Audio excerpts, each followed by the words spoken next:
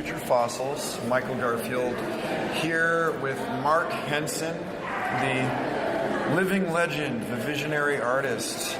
I've known Mark for a few years now of my short life, and I have always considered him as someone to look up to, someone whose body of work speaks for itself. Indeed, his erotic landscape stuff is just totally compelling and evocative, especially. But also, the man has led such a colored and storied life, and it's a delight that here at MAPS Psychedelic Science 2017, I'm back with you and get to pick your brain about the past and the future and all those good things.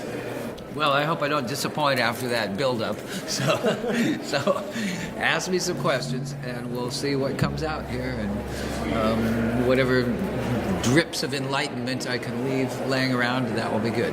All right. So, this whole show is about getting people situated in time. It's about getting people oriented with respect to our ancestors and our children and their unborn children, and just like on down the way, and getting people to expand their sense of now to include the now moment that was experienced by those that came before us and that will be by those that come after. So how do you, I know that thinking about these vast time spans and cosmic purposes and relationships is something that's infused your work, and I'm just curious to hear your thoughts on how that inspires you, or what you've contemplated over the years. Well, I always have been interested in history and the story of the journey of humanity through time. And of course, as an artist, I've spent a lot of time in various art museums and looking at the work of master artists from past ages. And one of the things I discovered is the beauty of being able to see their work in the flesh, as it were, is that it is a form of time travel, because these artists have left their impressions in a static form, that if they did a good job, their pieces have survived, or if people revered them, they took care of them and the pieces have survived. And now in the museums of the world, we can go there and step right into their world, literally almost, by looking at their pieces, not only if the world as they had depicted in their pictures. We can understand how people lived and what they wore and what the world looked like for them. But in the emotions depicted in the pictures, you can get an intuitive sense of how people were feeling and what their culture was like back then. And as an artist, when I look in the pictures deeply, I can understand the techniques that were used, which also gives me another window into the mind of the creator there. What did they do? How they got their thought? What process did they go through to render it as a painting? And of course, the means and methods and styles have changed and mutated over the centuries. So part of the time travel for me in a museum is going in there and looking real close, if the guards will allow, and seeing exactly how the artist created what the piece is. I was in Austria a couple years ago, and in the museum there in Austria, they have a big collection of paintings by Peter Bruegel that depict life in about 1350. And they're so vividly created and vividly expressed that it's exactly like stepping back in time, and every little detail of their lives is depicted in these paintings, from people baking bread to games little kids play. And it's all so lively and beautifully done that you just it's like a movie. You just step right in, and there you are, experiencing life hundreds of years ago. So in my own work, I want to leave some kind of cultural identifiers or evidence of what life was like for us in these days.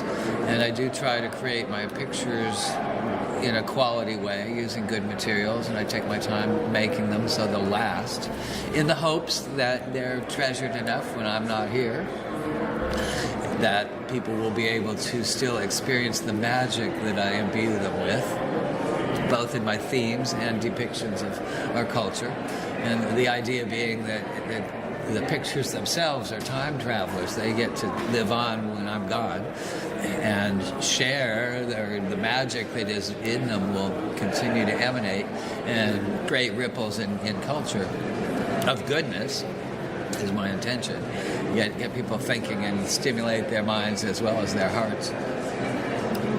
So it's kind of my overall life project here is to create impressions of what life was like in these days, what we were thinking about, how we lived, and what our consciousness was like, so that in the future people will have a better understanding. Because when you look at our history books and when you look at our television shows and stuff, we see a century here or so of war and violence and hatred and all kinds of nasty mistreatment of humanity. And I want to leave some evidence that there were enlightened beings here at the same time that knew how to appreciate nature and enjoy their lives and enjoy each other. So that's one of my main impetuses is, well, what can I leave behind that will provide evidence?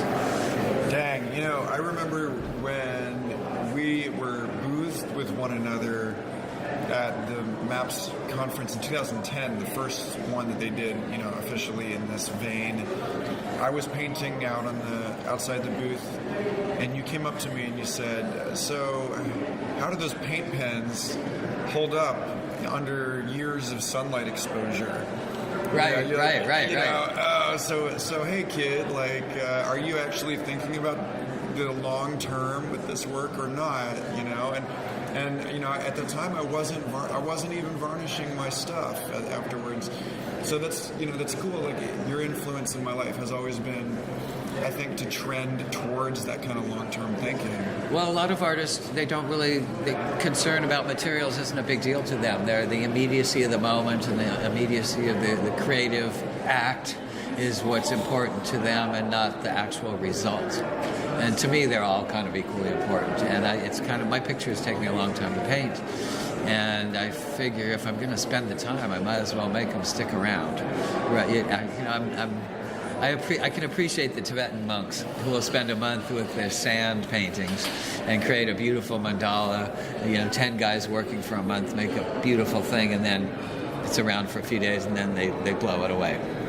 I can appreciate the intellectual concept of that as a work. No work of art is permanent, and ultimately they're all going to become dust. And so the monks just don't mind about the time. But for myself, I would if I'm going to spend the time, I would rather have my work last a while. Now, you never know, though. Fires can destroy things. That's happened to me in a couple of instances, or the vicissitudes of time. And my work might end up at the Goodwill. Who knows? Yeah, I always feel so bad for those people. I'm like, your work endures, but you live on in anonymity and neglect and so undignified.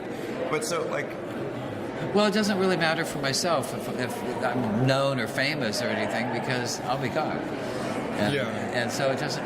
That's kind of immaterial, really. But hopefully, I mean, it's less about the author and more about the effect of the work on people. I feel like I got to see the Uffizi collection, and I'm looking at this gorgeous, this was in Savannah, Georgia a few years ago, and it was there over Easter weekend. It just happened to be that I was in this place, and this extraordinary body of Renaissance era work was in this place. And I'm looking at this tapestry that was created by a dozen people working together, and I don't know who any of those people are, but just knowing, just that sense that's still alive in the work of them, all kind of huddled over this one device, putting it all together, this, forming this sort of, like a choir of hands. It's so extraordinary that I could still feel these people anonymously alive through that work, It's kind of interesting. Medieval tapestries are kind of like the digital printing of the day, in the sense that a master artist would create a cartoon or a painting and then take it to the tapestry workshop, and the master of the workshop would assign whichever artisans he thought could execute it well, give them the job, and they would spend their time and bit by bit weave the thing together. And they can make copies. They can make more than one of the same design, which happened in some occasions. So even though it's still handwork, thread by thread, it was still the idea. Well, as we know, weaving, it was some of the earliest computers were devices for weaving cloth. Yeah, didn't it come out of like punch the cards, loom? punch cards and whatnot were the weaving arts. Kind of gave people a start for thinking about how to organize information in what has become a digital sense. So in a way, our whole digital world has ancestry back in the days of those tapestry weavers. Kind of an interesting concept. Yeah, that is. You know, it's strange in the sense that a lot of the words that we use, I'm blanking on a specific example, other than the word computer used to be a job description held by a human being. You know, these rooms of hundreds of women were operating these handheld, sort of like typewriter style, analog key input devices, you know, with little wheels in them. And, Right. And it's like you went to work and you were a computer for 8 hours or 10 hours or whatever. And I think increasingly, I wonder what you think about this whole issue with artificial intelligence and the way that they can train expert systems in a style. And they actually did this with a couple different painters where they produced new work by training the artificial intelligence in their style and then giving it like a 3D paint printer. Oh, and it right, actually right. printed like a new painting by this artist. Haha. Right, those guys at MIT or somewhere did a Rembrandt. By By an AI printer. I'm not sure how this quite works, but they ran some parameters of Rembrandt style through these AI programs, and they come out with a Rembrandt or a painting that looked a lot like a Rembrandt. And using the most up-to-date ways to reproduce it, 3D printing can imitate brush strokes and all. So done properly, it could have the look of a Rembrandt, but it's hard to say. Are we ever going to get to this singularity moment where we could take our, download our consciousness into some sort of device, or is there some infinitesimally refined thing that maybe you would call it the soul or something, that without that little spark of whatever it is, nothing really comes alive? I don't have an answer for that. It's intriguing to me. I wish I was 100 years younger so that I could live long enough to see if this is going to happen or not. I'm 65 now, so they say it's going to happen by 2030. I don't really believe that, because by 2000 we were supposed to be flying around in little personal cars and live in a peaceful world where all the big issues had been resolved. And that didn't happen, so I'm not going to hold my breath on singularity. But if it does, I would be intrigued to see how that works. I don't know if it's going to happen or not. The idea of building a machine that has as much electrical connectivity as our brains, I think that's possible. I think technically we can achieve that. But whatever it is, that magic thing that gives us life, is that transferable in a digital mode or an artificially created mode? That remains to be seen. Yeah, some of my favorite science fiction is John C. Wright's Golden Ecumen trilogy, where the whole premise of the book is that we find a way to record a person's soul. Right. Like we can actually, like we did figure it out. We figured out how to duplicate it. Like he's actually willing to go that far. And it's interesting that he wrote those books while he was an atheist, but he still believed that there was a soul. And he still believed that, like, one day, thousands of years in the future, we'll find the means. But I guess, like, I see a real sharp difference between that potentiality and what people are doing now, and, like, claiming that you're going to be able to put yourself in a computer. That's, like, so 64 kilobytes per second MP3 version of, like, that's like that's like, you're going to be, like, the 8-bit version of yourself, like, dee-dee-dee-dee-dee. That's not really, like, the same guy. My soul is pixelated. What do I do to smooth the jaggies? Well, all of this comes from our psychological desire to be immortal. The basis of religion as well. What happens after you die? Well, we want to know, and we want there to actually be something. And I'm kind of a empiricist, so I really don't have any answers on that one either, whether you're dead and you're done or whether you go on somewhere. But psychedelics have at least allowed me to see that consciousness does exist. It pervades the universe in some way or another. There's some etheric sense, and it's there. We have it.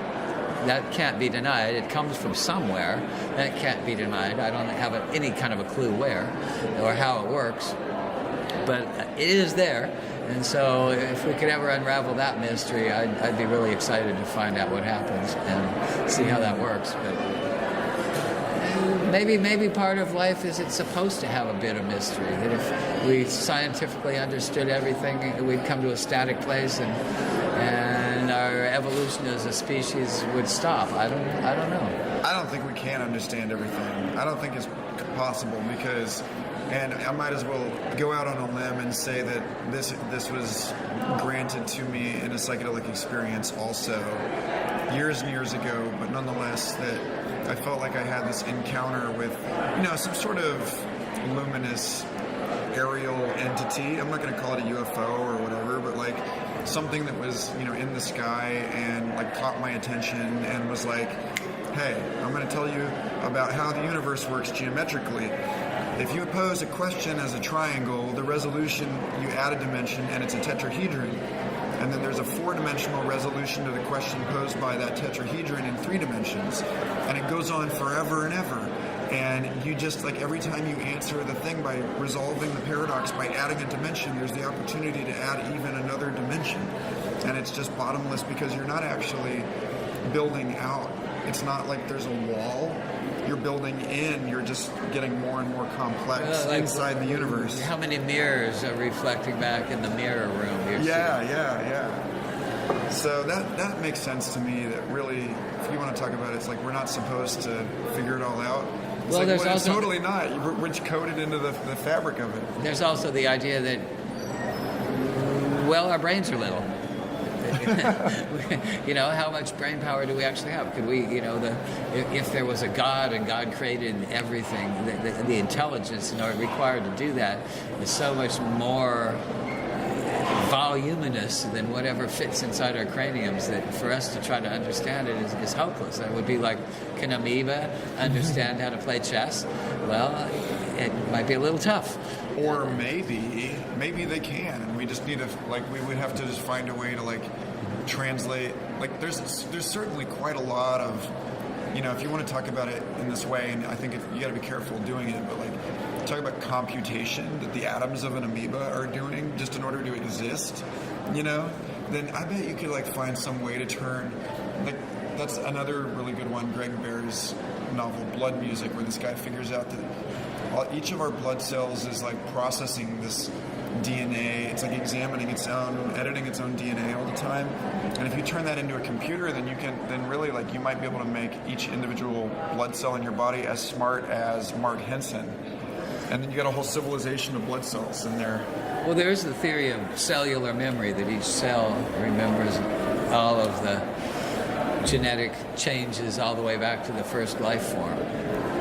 In some way or another, some subtle way, that there's a cellular memory. Have you experiences of that? Well, perhaps. I have had experiences kind of like what you described, where if I was under the influence of a strong psychedelic, it felt like I was not intelligent enough to speak to the entities that were around me or the intelligences that were around me filling me with information. It was more like, say, here I come to the conference and I walk into a room and Dennis McKenna is speaking. I can't really ask him a very intelligent question compared to the stuff that I'm going to learn if I just sit there and shut up and listen to him talk.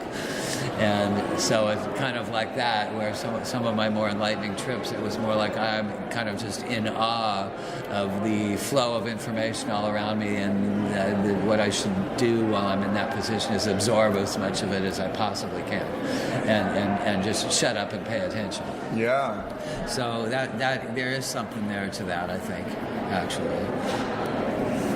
You and I both have had, sounds like, a similar experience, and there may be a commonality to that for everyone. Yeah, I mean, really, truly, that notion of surrendering to, I mean, this was first apparent to me. I'm sure that I've had this under the influence of mushrooms, but it is something that I would call definitive to the experience of the more potent extracted tryptamines, like specifically the smoking DMT. Seems like the force of the experience is so, like the fire hose of it is so that there's no room left for you to compute a self in there. Like you just have to like dilate as wide as possible and allow it to have its way with you. Well, you don't have a choice. The DMT is so powerful and so quick, you barely have time to even think about what you're doing before you're already in this space. And then, of course, by the time you analyze, well, where am I and what am I doing here and what should I do while I'm here, it wears off.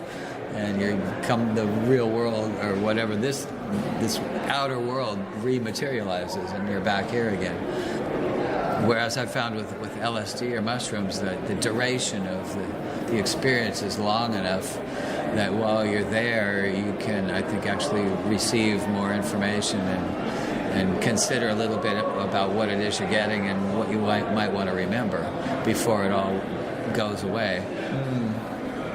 Yeah, the issue with state-specific memory is a puzzling one, because I've definitely felt like over the years that time, the architecture of time is not, I mean, even if we were to call it a stream, and that's a pretty common metaphor, a stream is full of all of these little eddies and flows, and it's a braided, fluid thing. It's not just a straight line, Yeah, water likes to go all over the place. Yeah, so... Or other fluids, So this notion that time is sort of like articulated according to these sequences of memory, these like associations of physical form and experience, and that we actually sort of bump around and like move sideways in and web into and braid with and dance around all of these other times, and that like these different states of consciousness are in effect different temporal references entirely. It's like you're not actually in, but you can come back normal when you're in like normal waking consciousness and be like, and then I had this experience, and then I had this one, and this one was crazy, and it felt, and now I'm here. But like when you're in those spaces, that's not how you're understanding time at all. Right. But sometimes I have fairly vivid dreams where if the dream is strong enough, later on when I'm awake, I might confuse that reality with something that happened in my waking moments. Did I dream that, or did that really happen to me 10 years ago? Well, what about this little experience? Was that a dream, or wait, I can't quite remember. Sometimes that happens to me, and I actually like that, because if I can blur the boundaries between that world and this one, I think it's more interesting. I don't know why, but I do. It's aesthetically appealing, but it's also true according to the work of people like the Princeton Engineering Anomalies Research Lab, that they did these studies in random number generator influence, getting people to try and sway the die roll one way or the other. Right. Oh, well, and it might work if you play the lottery. And their study, they found that people were actually able to influence things in small ways, and that they were able to influence the encrypted results that people took 2 weeks before the experiment. That they were able to influence the outcome of events in the past. Retroactive. So there's this notion that we're actually in this sort of rippling, that like there's moments that ripple out in both directions, and that we have influence on the past, and that's really paradigm busting. Like I've been trying to make sense of that for like a decade, ever since I first found that out. One of the interesting things about a powerful psychedelic experience is your sense of time kind of goes away. My most powerful LSD trips, while they maybe were 10 or 12 hours in duration, felt like about 15 minutes. It was. I won't say time was compressed. I would say it was non-existent, or it's kind of like you blink your eyes and 10 years have gone by. Rip Van Winkle kind of thing. So, but which is maybe good because you can express a lot of stuff in just a few hours, and maybe centuries, or maybe it's like the story about how in your last moment of life you review your whole life as you're falling off the cliff. Your whole life flashes before your eyes, and you remember everything, and you lose that sense of time. It's like you're back reliving your whole life for however long you've lived, all in a fraction of a second. I think that's entirely possible. Totally. In fact, that kind of lines up with the T. Ferry's article on Arrowhead that she talks about her ibogaine experience, and that I've never done ibogaine, but I found this really compelling that she said that she was shown her whole life just like that, like on a sequence of slides. And this is actually something I hear a lot from ibogaine stuff, that it's like you got your whole photo stream of your life, all these little moments, and you can go into these moments. And she said that she actually had this experience that she was looking at her phone, in the photo albums of her phone, and every moment of her life was in a photo, and she could zoom into it and like enter it and relive that moment. I wonder what the phone showed of the part of her life that was before the phones existed. Well, the funny thing was that it turned out that she wasn't even holding the phone in her hand. It was a complete and total compelling hallucination. Well, I sometimes find when I'm waking up in the morning and I'm sort of in that half awake and dreaming state that I'm working my Facebook in my mind. And if I'm entirely lucid, I'm like, wait a minute, I have better things to dream about. Oh, Jesus.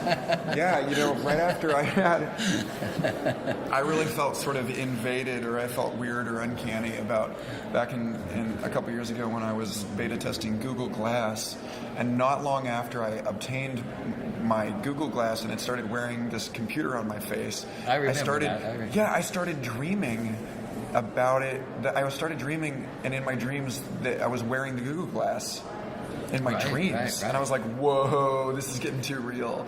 This is like, it's actually become a part of my dream body, which is a whole different order of stuff to contend with. Right. Let's keep Facebook out of our consciousness when we're not awake. It's like, Facebook's like getting into your, Yeah, I know. It's like, I didn't sign this. This is in the user agreement. We get to record your dreams. Does it burrow itself that deeply down into your consciousness that you can't get rid of it, like that jingle for aspirin you remember from the commercial you saw when you were 5 years old? Oh, and the worst part of it is too that, I'm genuinely concerned. Earlier, like a moment ago, say you don't seem at all concerned about robots taking the jobs of artists. You seem totally convinced. Well, I don't think they could entirely take the job. I think as robotic tools, robotic helpers. I like using Photoshop and digital tools sometimes. Most of my art's fine art in traditional medium, but now and then I get some sort of a job or assignment where using the computer is more appropriate, and in which case I love having the tools. Yeah. And I often will use Photoshop and other digital tools to enhance my fine art, in the sense that if I'm not quite sure about a color scheme or something on the picture, I'll take a picture of what I'm working on and then go in Photoshop and adjust the colors or play with whatever it is and see if I can find an improved version or sketch over what I've done using Photoshop to find a better resolution or solution to what it is that's bothering me about composing the picture. So say if maybe the sky is too dark, I want to lighten it up and see if I like that better. Rather than having to paint it and see and then not like it and go back, I can experiment and get a better idea of what it is. And it also gives you a different point of view. Photo editing is so handy. It's incredible. Well, yeah, when you're doing a digital project, of course, it's nice to be able to change the colors and everything without having to actually get out the paint and physically do it, repaint the painting. So I use the digital stuff as a tool a bit in my fine art work. But will it ever supplant us as the creative thing that comes out of your brain that you just have to express? Well, maybe if the singularity happens, or artificial intelligence gets intelligent enough to become a frustrated, nervous wreck over wanting to self-express itself to the point of absolute fanaticism where it has to go out and create something new in the world. I would love to see that, actually. Yeah. See what comes out. Well, so all right, you're on board for all of that, but I think the difference between that and this other thing that people worry about with respect to Well, with robots, with respect to the future, like when you're talking about getting the jingle stuck in your head, is that everyone's excited about technological telepathy, the Elon Musk neural lace thing. Have you been hearing about this? They want to let you send like your thoughts to each other, which sounds super cool. Well, Star Trek explored that with the idea of the Borg civilization. Yeah. They explored that concept where we're in a hive mind, or we're all... One time I read a science fiction book, and I can't remember the author, but it was The Humanoid Touch. Okay. And the humanoids were intelligent robots, kind of like the Borg in Star Trek. They communicated telepathically with each other. They had an unlimited source of energy built within them. They were smarter than humans, and they realized that the human race was unnecessary, so systematically they go about wiping us out, which is the essence of the story. And this expresses the fear that some form of artificial intelligence, robotic intelligent creature, not only would it do us out of a job, but it would do us out of existence. So this is the metaphor for the fear of all the people who wonder if their job is going to be nixed by a robot. But if you're assembling cars or screwing bolts on widgets, that isn't really intelligent work. Shouldn't our minds be on better things? Well, this is where Elon Musk says we're going to have some sort of minimum income. If we live in a robotic world, everybody's still going to have some way to pay for the stuff they need in their life, whether they have a job or not. Otherwise there'll be a lot of human misery and potential for violent revolution and all sorts of other unpleasantness that it would be much easier to avoid. Yeah, I think people need a way to hustle in order to feel like they have purpose. We would otherwise just sit around electrocuting ourselves in the orgasm machine or whatever all day until we decide to commit suicide. It sounds awful, but I guess that's like the Zardoz world. Oh yeah, dude. It's like I don't. You live forever to the point where you're bored to death. Please kill me. Yeah, I don't worry about like robots taking us out so much as I worry, or like this gray goo scenario. They like nanomachines just turn everything into nanomachines. But I think it's more like it's like subtler and in a way more gross than that. It's this notion of like Facebook getting into your brain because you're using Facebook brain-to-brain messenger. Then you're signing the end user agreement that says that they get to record your dreams and use them for commercials. Use them for commercial purposes. And it's like, oh god. Well, part of all this fear and consideration is that the capitalist system, that everything is for sale or is monetized in some ways, and the way to get ahead in life is to sell somebody something or foist off a service they don't need that you can charge them for, or any other way that the whole purpose of being is to acquire more money, and once you have it then you can acquire more stuff or buy more power or more influence. The part of our human psychology that drives us that way, I'm hoping will evolve in some way to where we become a more communalistic world. Do I want us to live in a Borg mind where you know what I'm thinking and I know what you're thinking? No, I don't, because that would clog up my thoughts. And I don't want to necessarily hear what you're thinking unless I take the time to open my ears and listen to you, and vice versa. Am I the most exciting guy to hear rambling on in your mind for the next 300 years? Probably not. Okay, so in relation to that, I was just standing in line at the cafe across the street with Alexander Ward, who's another really interesting artist. He's the creative services guy at Divine Arts Media, and he did the ayahuasca coloring book. Oh, okay. Yeah, he's a cool guy, and he was telling me about his time in ayahuasca ceremony. And the thing that I find so valuable in that space, what he was talking about was specifically like reliving or having sudden access to this collective, like global level memories of stuff like the first 2 world wars and like all of this collective pain that we have shouldered that's still floating around out there and needs to be addressed, that's like in the DNA light web or whatever is going on, whatever it is. He didn't use those terms. And I think about how in a way I feel like those experiences are actually as difficult as they are for each of us as individuals. Like there's no way that we can actually like tolerate or like survive undiluted access to that, and like that's why it seems like there's this notion of the work in those ceremonial communities of like we're all holding up a tiny little corner of this enormous boulder, you know. It's like, oh my god, and it's like it's super noble, but like I don't know, I feel like maybe it is the future of the human species to have to like open ourselves up to being just like dunked in everybody else's shit, you know, constantly. It already kind of happens with everybody blasting their stuff out on Facebook and any other, you know, everybody, you can be a musician at home and make your recordings and put them out there on SoundCloud or anywhere. Everybody is radiating self-expression somewhere or another. You know, it's one of our human desires. And how do we not be swamped in all the static? It's like you're running 300 radios at one time. It's hard to listen to any particular song. And so somehow we have to filter things out. There's a natural filtration process. I think it's sort of essential just to keep sane. What do I do to do that? Mm-hmm. Get drunk. No, I'm kidding. Hopefully my own thoughts are usually overpower the ones I don't care to listen to from other people. If I don't know, it's hard to say. I spend a lot of time reading books, and that's getting into the minds of other people and sharing their consciousness and absorbing it into my own somehow. So I actually fill myself probably with junk food, so to speak, only I like to choose quality literature. So I'm eating caviar, and a lot of caviar instead of a lot of Cheetos. That notion of emptying yourself out to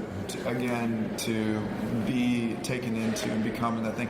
I was just listening to the panel discussion on 5-MeO-DMT, and they were reading trip reports from that, and this person said, I emptied out entirely, and the universe rushed in to fill all of the space. And the sun and all the stars were inside me and all this stuff. And I was like, it is very, you know, that notion of we are what we experience. You know, we're nothing other than our experience. And when your experience is that vicarious fantasy or that the shared world space of a fiction author, you know, I find myself in some weird way, like defined to the extent that I can define a person there, right, as like the intersection of all of these thoughts that other people have had, and also just this like cosmic explosion that's going on behind all of it at the same time. I don't know. Yeah, no, that makes sense to me. So I want to shift it. Obviously, this is okay. We're getting silly here. I want to take this down to brass tacks because I want this podcast to be, among other things, a repository for stories that need to be remembered on archive. And one of those stories that you actually brought up in years and years ago when I had you interview over email for the Field Guide to Live Painters, you mentioned that you actually painted with Jimi Hendrix. Well, not with. Okay, so what is this story? The story is because this is like you know, my last live art history. I always somehow was lucky enough to be associated with the San Francisco rock and roll world just a little bit, from attending shows and seeing the Grateful Dead and the other famous bands back in the day when they were fresh. And one of the big influences in making me as an artist was all the lively and beautiful psychedelic posters that people like Rick Griffin and Stanley Mouse and Alton Kelly and Wes Wilson and some of the other great poster artists were creating back in those days. I was just a little kid, but I had access to these at the local record store. It wasn't too far away. I could ride my bike over there and look at the posters and occasionally buy one or peel one off the window or something and take it home. And on the basis of a little art collection I have that, by studying those posters, I learned a lot about graphic arts processes. I would examine them and, well, how did these guys make this? What were they thinking of? How, you know, and that all inspired me to be an artist. So of course I wanted to make some posters for some rock and roll bands. And so some of my friends had their own bands, and I'm like, well, you guys have a gig down there, you know, Joe's Coffee House Saturday. I'll make you a little flyer. And so I started doing that kind of thing and learning about it and having some fun doing it. And that got me, somehow I met one of the local promoters, Sacramento, where I grew up, had a pretty good rock and roll scene when I was a kid because it was proximity to San Francisco. So the famous bands from the Bay Area, when it was Tuesday or Wednesday night, they didn't have anything to do in San Francisco. They would come over to Sacramento and play a show. So somehow I was introduced or met one of the promoters and became sort of a gopher for him. You know, I'd get to go to the shows, I'd get a free pass, and I could do stuff, you know, helping to set up the stage or clean up the dressing room or pass posters out around to the store. You know, he gave me stuff to do. And not much in the way of pay, but there was a lot of glory in this. And I could hang out backstage and such. So eventually, this was in 1971, I was out of high school already, but I still had this association with the promoter, and Jimi Hendrix came to Sacramento. He played Cal Expo, which is basically a horse race track. And so they set up the stage down on the track in front of the grandstand, and that was going to be the Jimi Hendrix venue, outdoor show. And the promoter realized at the last minute, well, we need a backdrop for this, and what am I going to do? And one of my other gopher buddies was Craig Chiquiso, who was an awesome guitarist, who became the lead guitarist for the Jefferson Starship when the airplane broke up and they reformed as kind of a science fiction group. Well, right on. My friend at age 18 or 19 was hired to be their guitar player, and he was skilled enough to do it. And became a big success later on, but he also was one of those guys that I was insanely jealous of, because not only could he play a wicked guitar, he knew how to paint at least as well as I did. So he was one of our little gopher buddies. So the promoter said, well, can you guys come up with something? And we're like, well, you know, buy us a big piece of canvas and some paint, and we'll make something for you. Right on. So it was an all-nighter. The night before the show, we stayed up all night and painted this thing. And it was big enough, and it looked nice. Kind of a big Rick Griffin-y abstract design in the form of a LSD tab with an American flag on one side and a Viet Cong flag on the other side. This is the height of the war.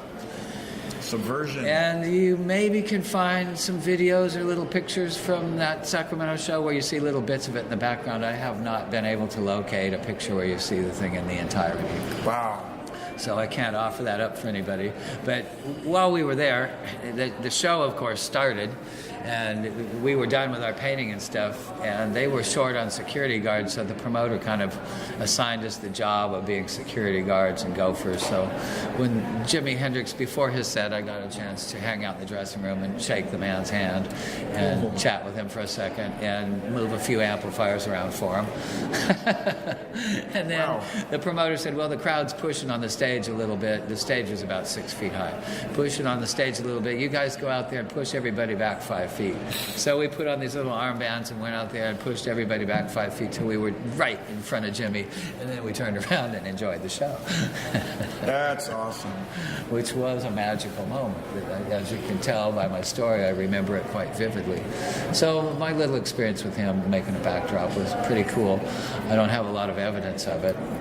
I do have a few good photos where there's headshots of Jimmy there where you see it in fuzzy in the background. But I did find a video once, but YouTube took the Hendrix family, had it removed for copyright. Oh!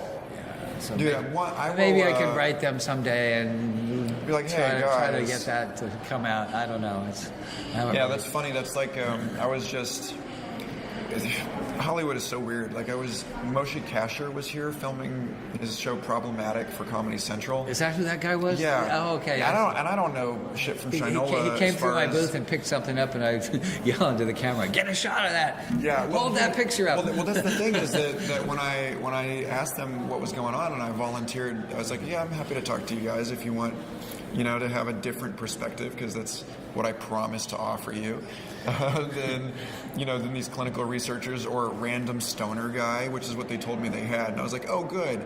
You went and found random stoner guy just so that you can characterize this entire extremely intelligent conference with some guy that can barely talk. Yeah. So, but I was like, okay, so they put me in front of my artwork and they said I had to sign a separate release form for them to have my artwork on television in addition to my face. Right, yeah. Which is that pretty, makes sense. Yeah, it's that pretty makes standard. sense. Yeah. But at any rate, getting back to your, you've seen the music world and the art world dance together in this way now for a long time now, like almost 50 years. Yeah. And I'm curious to know, what your reflections are about the way that fine art, specifically through the visionary art painting world, although street art also has had a really large impact in terms of its combination with live music environments. And I don't know, like, how does that, I mean, you participate in that. You're definitely out there at shows making art in front of these audiences. I mean, was that strange? Is it still strange? Is it, well, or is it hopeful? Like, what? My first experience, I was probably 16 or 17, and that same promoter I was talking about, he managed to wangle an area near the Midway at the State Fair, California, Cal Expo. Mm-hmm. He got them to give him an acre or two of land that he built a fence around, and that was going to be kind of the hippie zone. And he, being a promoter, he had good music every night on the little stage, and for a couple of bucks you could go in, and they had a little crafts fair where the psychedelic posters were around, and people with clothing and beads and jewelry and hippie accoutrements, little knickknacks, and little statues of Buddha and the incense and all that kind of stuff hippies would want to buy, and some food vendors and stuff. So this was kind of like the hippie zone, and it was plywood fences all around. So the promoters like, well, let's get some fences painted.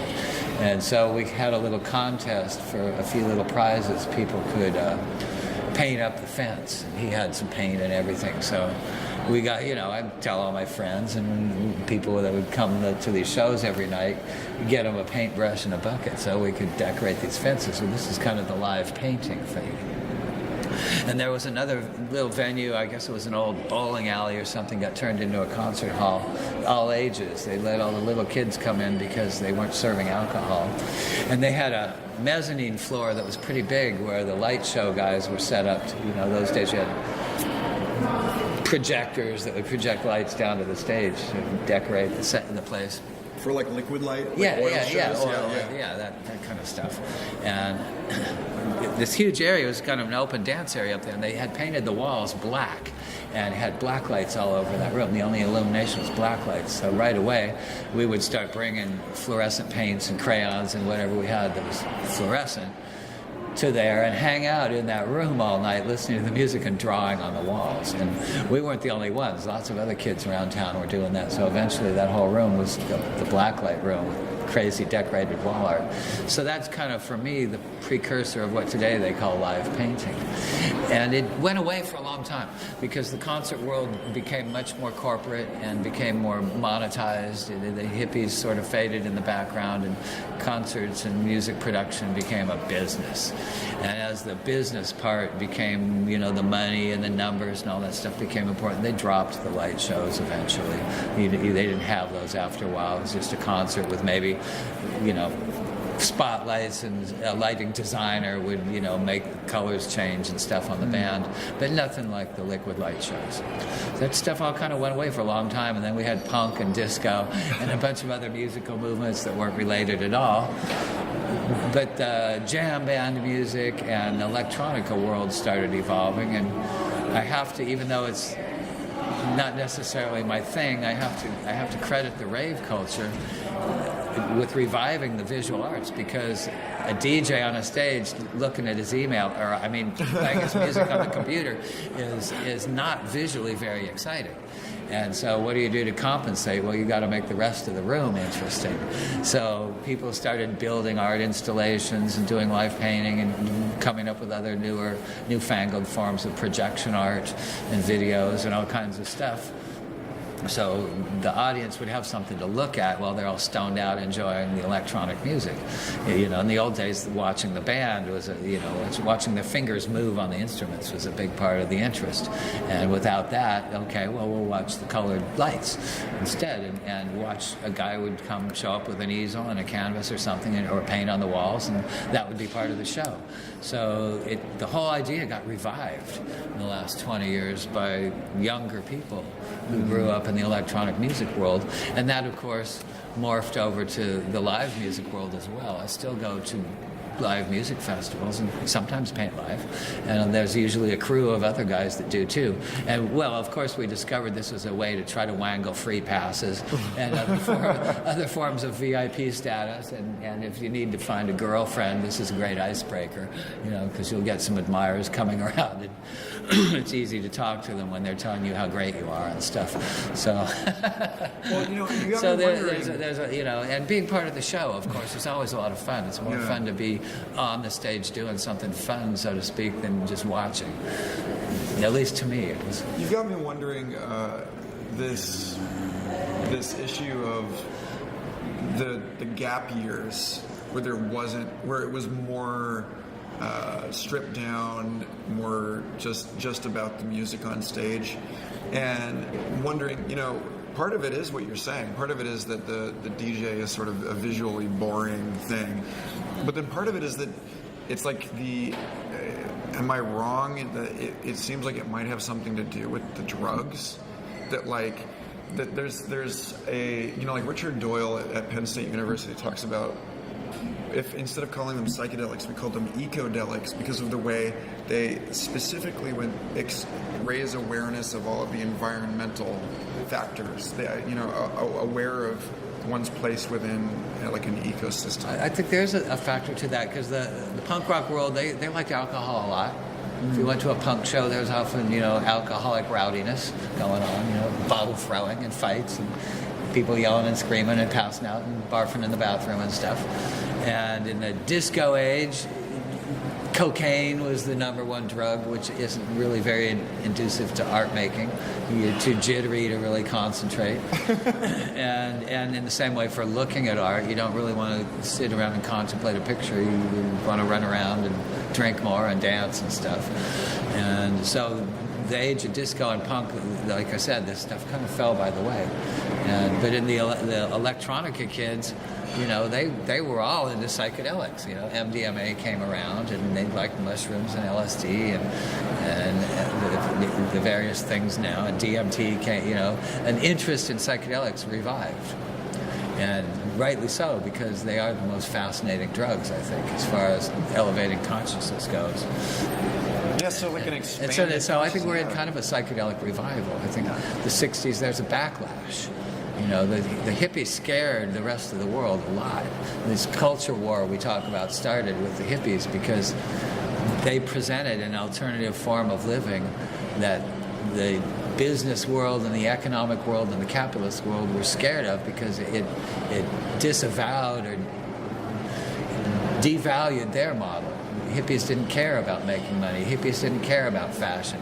Hippies didn't care about keeping up with the Joneses. All the things that help make capitalists richer, the hippies rejected. We were going to go back to the land, weave our own clothes, or run around naked and eat bananas, and make our own music and build our own houses and stuff. And this is very anti-capitalistic. So the essence of our culture war it's an economic war in a sense, and as well as a consciousness war.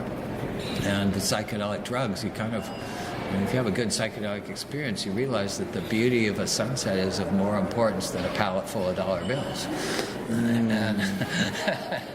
$100 bills even. And so it's the essence of a dichotomy in our society. Some people would want to go one way and some would go another. So the Haight-Ashbury, of course, fell apart. All good things can't last in that way. And the hippies, there's a big diaspora. They went out and moved all over the world and planted seeds in every community of something quote-unquote hippie or psychedelic. The psychedelic society, it went out and took root all over the world, and it took 20 or 30 years to really grow to the point where now almost every country has a psychedelic culture going on in some form or another, even small. They're there. The "We Are Everywhere" slogan is really true. Well, I remember a couple of years ago talking with your partner Monty about how you have this painting that it's the traveler at the crossroads. He's standing there. He's looking at this wall of like ancient petroglyphs, and on one side of the wall is just total destruction. It's the absolute collapse of civilization. It's the worst shit you can imagine. And then on the other side is the most beautiful, extraordinary, healed world that, and you know, precisely the kind of world in which you would want to raise your kids. And she was telling me that you guys were trying to work an angle to get that painting into the White House. We were, yeah. We were. We wanted to print up a big size, 10-foot wide print and deliver it personally. And we actually even raised a little money to do this, but we couldn't find a way to do it. And Monty's son actually works for Homeland Security, so we had him ask around about protocols for doing such a thing. And basically we found that gifts to the White House basically go in a pile somewhere, and they're not really allowed to accept. Well, maybe Trump takes these things home and keeps them and treasures them, but the other presidents usually would donate any kind of gifts like that to some charity. They auction it off and the charity gets the money or something. But it would actually make it to the White House and be hung up there, or even put on a temporary display or anything like that. It seemed like it was going to be impossible to manage to get that done. Dang, how do we hack the system so that we can I think probably get what work like that probably in a what we got to do place? make the big prints and pull up in front of the White House and have another crew of people create some kind of distraction around the corner while we quickly glue this thing to the fence. I feel like somebody with the nerve of Android Jones could just roll up with his truck and a huge projector and just project it onto the White House. Well, we've thought about those things a lot. At Art Basel in Miami, we wanted to do projections a lot of times, and one of the things that it's actually illegal to do that in a lot of places without a permit. Oh, that makes sense. Somehow that's regarded. If you that's graffiti. It's light graffiti. If you go to New York and rent an office across the street from Trump Tower and project "fuck Trump" on Trump Tower every night, you're going to get in trouble. Oh, Jesus, dude, it's going to get so bad. The next step is obviously, I already saw one of the use cases for augmented reality was that you could do augmented reality graffiti that's not actually on the building. Right. Where you'd look through the lenses and it would be this cool art project. But then there's going to be all the data around those spaces is going to be like a sort of weird Wild West of public-private mixed ownership, and people are going to start hacking it and putting their own stuff up, and it's just going to be like meta graffiti. People are going to try and shut it down, and it's going to be this new space that corporations are trying to lock down on us. It's kind of a legal gray area in a sense because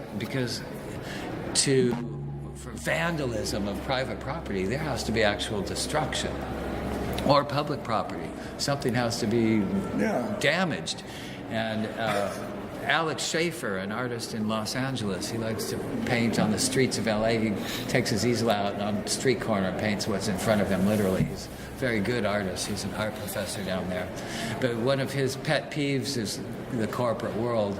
So one of his side projects is he would, say, go to Citibank and draw out their logo on the sidewalk in front of Citibank, so it would say Shitty Bank or something like that. And he was arrested several times. Well, you're vandalizing. This is private property. You're vandalizing. He's like, no, it's public property. It's the sidewalk in front of your place. They'd call the cops and stuff. And the cops would come take him. And he went to court a couple of times and won because he's using chalk, and chalk washes off. So he's not damaging public property in the legal sense. So he could do this. But if you're projecting on a public building, you could do this, whereas if you were projecting on Trump Tower, maybe a lawyer for them could make the case that you're damaging the reputation of Trump Tower by putting "fuck Trump" on there every night. Yeah, and that there's a legal harm, so that you would be liable for some damages. However, even on a public building, it's I've seen all sorts of videos of people getting accosted by federal agents for photographing federal buildings and that kind of thing. Anyway, I don't know. I guess maybe we could do a crowdfunding, get a van and a couple of big projectors and a crew together and create an archive of provocative artwork that we could go and design some some projections for different buildings and play with it until they take us to jail, and then have a crew of lawyers as part of this project who are going to fight it and make some definitions about what's actually legally allowed. That's really important. Yeah, I think that's a key consideration in making sure that the people are able to actually claim a commons when a new resource is opened up like that, and actually say, no, we're not going to allow this to be immediately commodified and turned into, corporate domain. Could you call projecting on buildings visual pollution, like somebody who, like, there's sound ordinances, playing loud music or drum circles or any other kind of thing? In cities they have sound ordinances, which makes sense because you want to have everybody's life be bearable, and you don't want to impose any one person impose their sonic will on everybody else. So maybe in the visual sense. Anyway, it's a gray area. It needs to be worked on and resolved somehow. It's only going to become more like that as projectors become more common and more powerful, and mapped projections and all this stuff become common skills with people. They're going to want to do it. Well, it's like you're getting into the ad blocking terrain. Like the people that are using AI to create these ad blocker software. This is a new thing. I use it. Yeah, the AI. There's like new AI ad blockers that recognize something that's an ad, even when it's like they recognize an ad visually, like it's computer vision, and so it's not even necessarily like the ad, like the banner of the website or whatever. It might be an ad that's like in another video, and it'll just be like bleeped. It'll be bleeped out. So like, in the future, you'll be walking through a landscape with your glasses on, and there's ads everywhere, but your glasses are just pasting like black. Everything looks redacted. Right, I've seen a few videos of what enhanced reality could look like. What a horrible world. Ugh. Except for maybe when you want to have a party, then maybe you would program it to be just so. Maybe it would be more fun, like a rave and less like a punk show. But, having advertising jammed in your face everywhere you look is one of the aspects of our culture that the hippies were right about. It sucks. And it sucks being hustled to buy crap you don't need every single day. And the famous street artist Banksy had some comments, which I can paraphrase, which basically say, we don't ask for this. We don't want this. It's jammed down our throats every single day.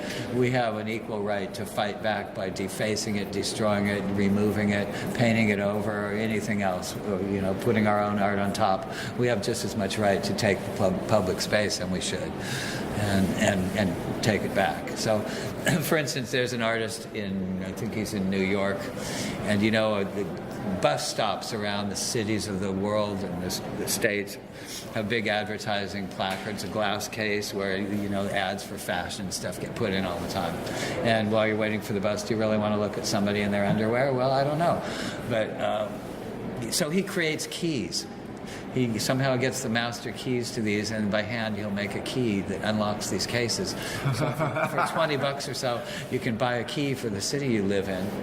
And create your own artwork, and go around at night and open up these cases and slip your own stuff in there. That's a recommendation, folks. So I don't remember the URL of this website, but it does exist, and the guy, he makes the keys one by one in his little workshop. So. Wow. Well, right on, man. It's been cool. It's been cool to sit down with you and have this conversation. I guess before we like wrap it up, I always like asking people at the ends of these shows about your vision of the future and like what it is that you hope happens and what it is that you want to put out there as like a way of anchoring something that people can really start to imagine and clearly visualize and get behind. What kind of a world do you hope that this recording is being listened to in however long, however many years? I think the human race is at a crossroads. Because of our numbers, 7 billion at the moment, and the way they're rapidly increasing, it's swallowing up the rest of nature and consuming all the resources. And what I would like to see is that the humans to scale back their numbers to only a couple of billion, maybe. And I know that the people that worry about eugenics and population control, a lot of conspiracy theorists think that the Rothschilds want to kill off 2/3 of humanity and stuff. That isn't necessary. All we have to do is make less humans, and in a few generations it'll be solved. So I think what we need to do is figure out a way to satisfy the human craving to reproduce and have a family with being happier with fewer of us.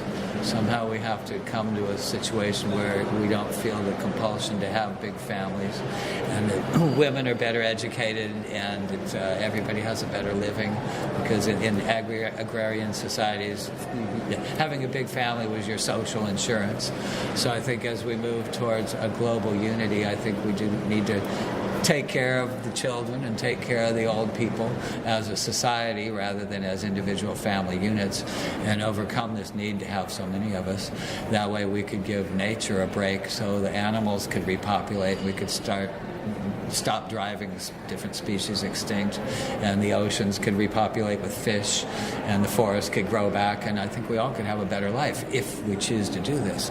The other path we could go down is that we blow each other up with war or create deadly viruses we can't solve, like in The Handmaid's Tale, or other, humans. If we create something we can't undo, we might go down the tubes, and with carbon in the atmosphere and global melting of the ice caps and stuff, which is maybe unstoppable at this point. I think we're at a real crossroads, and I'm an old guy. I may not live to see a whole lot more of the changes that are undoubtedly going to happen, but I would sure like to. But I'd try to be an optimist. I'd like to hope that through education and science and clear thinking and good communication, we come to some sort of a passive understanding of the stuff we need to do, rather than having any conspiracy organizations shove it down everybody's throats. I think we need to just come to a general knowledge that it's not a good idea to have too many of us, and that we could live lives of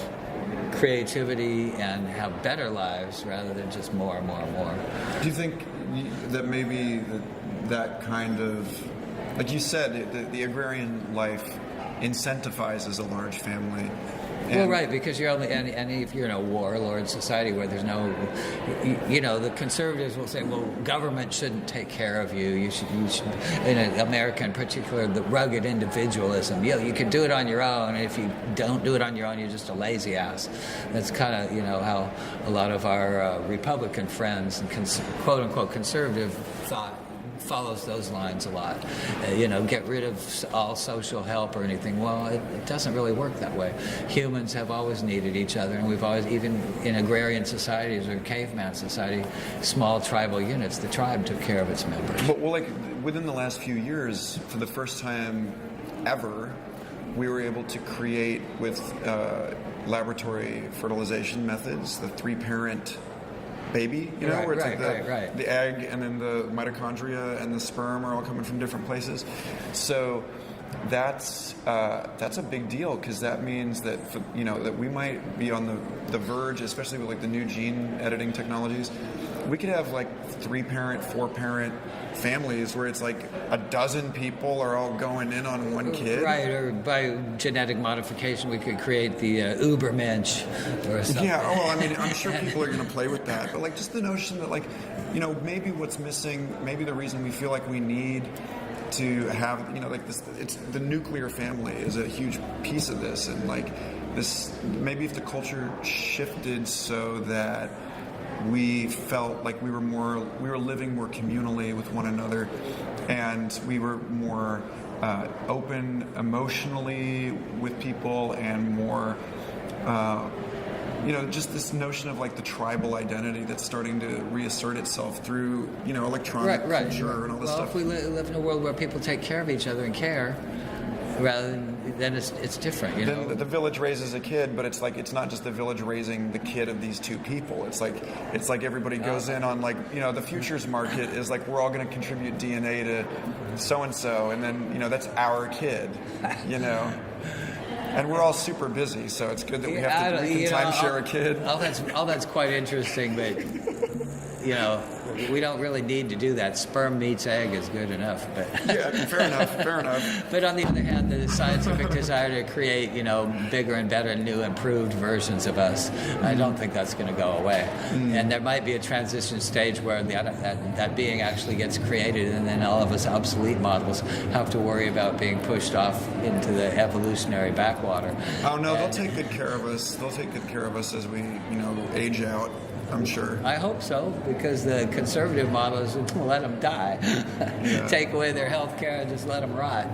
They're not busy working; they're just welfare bums. We can do better than that. Come on, folks. We certainly can, and the world does have a lot of resources, and I think if the humans manage to manage ourselves, we'll be able to accomplish managing nature in a sense that nature can still be nature and humans can still be humans. And maybe we'll have a few friendly robots helping out as well. That's a good place to tie a bow on it. Thanks a lot, Mark. For having us. My pleasure. Where do you want people to go visit you and experience your work? You can find me on Facebook under Mark Henson or Mark Henson Art, and markhenson.com is my website name. So if you go, or markhensonart.com, excuse me, markhensonart.com is my website, where I have a pretty extensive selection of my work on display, as well as information and discussion and all kinds of good stuff. So please come check it out. Awesome. Thanks for being on the show. All right. Thanks so much for listening. I hope you enjoyed that conversation as much as I did. Future Fossils is part of the Mind Pod Network, an amazing collection of podcasts along with Third Eye Drops, Synchronicity Podcast, It's All Happening, The Astral Hustle. Be sure to go to mindpodnetwork.com and check it out. And if you'd like to support the show, patreon.com/Michael Garfield. Thanks again. Until next week. Ever figure it out. We probably won't.